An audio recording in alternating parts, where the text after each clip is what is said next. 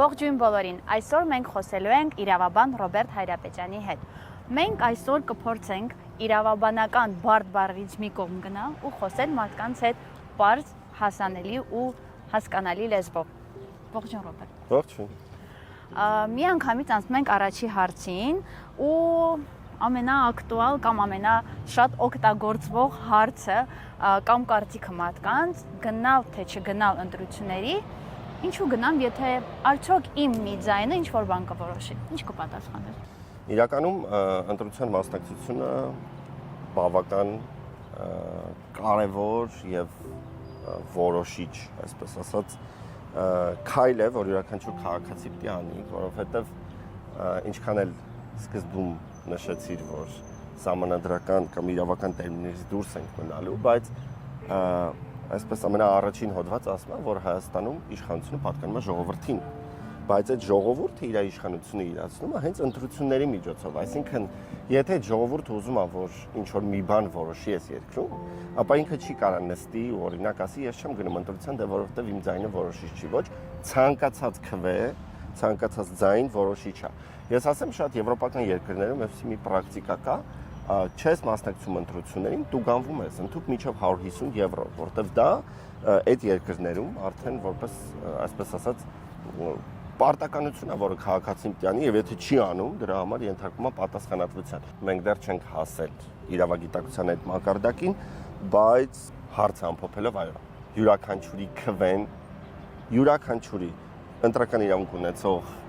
ամենաերիտասարդ անձից, մինչև ամենատարեց անձը, ով անգամ եթե չի կարողանում գնա ընտրատեղամաս, բայց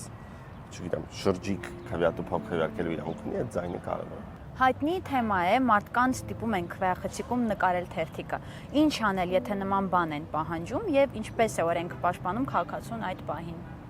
Իրականում ընտրական օրենսգիրքի սահմանադրական օրենքը ուղիղ ասում է, որ քվեարկության գաղտնիությունը ոչ միայն անձի իրավունքն է, նաեւ պարտականություն է։ Հետեւաբար, եթե որևէ մեկը ստիպում է քաղաքացուն անձին նկարել քվեախցիկում որևէ քվեաթերթիկ կամ քվեաթերթիկի համար, դա ինքնին ապօրինություն է։ Քաղաքացիները պաշտպանված են միանշանակ օրենքով եւ ուզում եմ հստակ ընդգծել, որ երբ որ դուք մտնում եք քվեախցիկ, դուք մտնում եք միայնակ ձեր խղճի հետ եւ ձեր որոշման հետ։ Որևէ մեկ իրավունք չունի ձեզ ստիպել դուրս հանել ինչ-որ այլ, չգիտեմ, կուսակցության քվեաթերթիկ ձեր հետ լուսանկարել եւ հետո ցույց տալ։ Հիշեք, որ այդ ամենը ապօրինություն է եւ եթե դուք չլուսանկարեք, չկատարեք այդ ապօրինի պահանջները, որևէ մեկը իրավունք չունի ձեզ ստիպելու կամ հարկադրանքյալ միջոց կիրառելու, հակառակը դուք իրավունք ունեք ձեր շահերը ու իրավունքները պաշտպանելու համար դիմել համապատասխան մարմիններին ու նշել, որ X կամ Y քաղաքական ուժի ներկայացուցիչները ձեզ ստիպել են քվեախցիկում նկարել քվեաթերթիկ կամ դուրս հանել ինչ-որ մեկ այլ ուժի քվեաթերթիկ կամ այդպիսի շարունակական ապօրինի գործողություններ, հիմա չեմ ուզում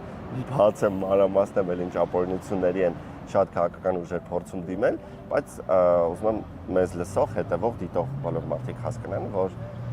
քվե տալը բացառապես իրանց իրավունքն է եւ այդ քվեն գաղտնի պահելը նույնպես իրենց իրավունքն է։ Իսկ դու որպես իրավաբան մասնակցում ես միշտ ընտրություններին ու ո՞րն է լինում քո մոտիվացիան։ Այստեղ հարցը ավելի շատ ոչ թե որպես իրավաբան, այլ որպես իրավագիտակից քաղաքացի պատասխանեմ, ես ընտրական իրավունք ձեռք բերելուց սկսած չի եղել հանրապետական մասշտաբի կամ տեղական մասշտաբի ընտրություն, որտեղ ես ունեմ ձայնի իրավունք եւ այդ ձայնի իրավունքը չիրացնել։ Ես մշտապես մասնակցել եմ բոլոր ընտրություններին, մոտիվացիաս ընդհանրապես հայրենատեր լինելն է եւ մոտիվացիաս նաեւ իմ, չգիտեմ, խառնվածքից ելնելով թույլ չտալն է, որ ինչ-որ մեկը իմ փոխարեն ինչ-որ բան որոշի։ Անկամ եթե մարդիկ մտածում են, որ ես հիմա դες նստեմ, հիմա չգնամ քվեարկեմ 8000 հոգի մեկա գնալու է քվեարկի, այդ մի տեսակ ոնց որ թույլ տաս, որ քո փոխարեն ինչ-որ մեկը որոշում կայացնի։ Քո քվեն դիտաս, քո ձայնը դիտաս եւ դի ցույց տաս, որ դու որպես երկրի քաղաքացի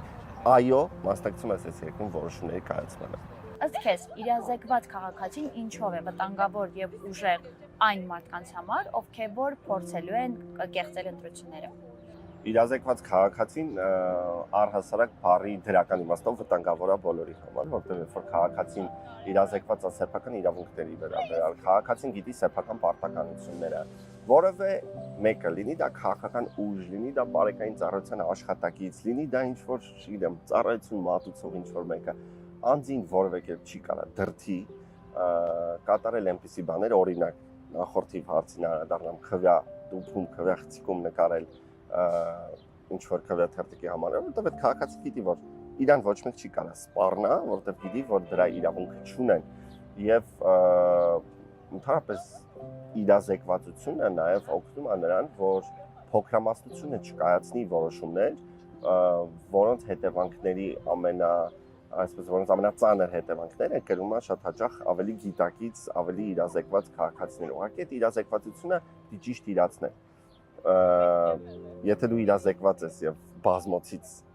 վեր չես կենում, կամ քո իրազեկվածությունը սահմանափակում է բացառապես մեկնաբանություններ գրելով, դու որևէ վտանգ չակերտավոր չես կարող ներկայացնել, բայց երբ որ դու քո իրազեկվածությունը օգտագործելով գնում ես ընտրատեղամաս, չգիտեմ,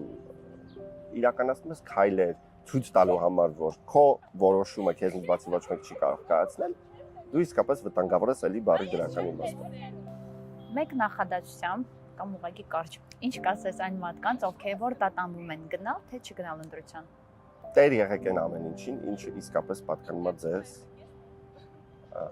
Կատարեք այսօր ձեր ընտրությունը, որ վաղը չբողոքեք, թե ինչի սա թանկացավ, թե ինչի սա վնասվեց, եւ նմանատիպ այլ բազմաթիվ բողոքներ, որ մենք ամեն օր լսում ենք 21 թվականի ծեսքով։ Որն է քո երազանքի Հայաստանը, որի համար պատրաստ ես անքուն գիշերներ անցկացնել աշխատելով։ Ինչ ճանաչողները գիտեն, որ ես արդեն 8 տարի է ակտիվ պայքար եմ մղում իմ երազանքի Հայաստանի համար։ Իմ երազանքի Հայաստանն է, որտեղ սեփական ինքնությունը պաշտպանելու համար սրբազաններ չեն հայտնվում բանտերում։ Իմ երազանքի Հայաստանը այն Հայաստանն է, որտեղ եկեղեցուի պաշտպանություն խոսք հնչեցրած ազգային բարերարները, որոնց պետք է պատվեն, չեն հայտնվում ազգային անվտանգության ծառայության պատվալներում։ Իմ երազանքի Հայաստանի վերջո այն Հայաստանն է, որտեղ ազատ խոսքի համար գիշերը 1-ին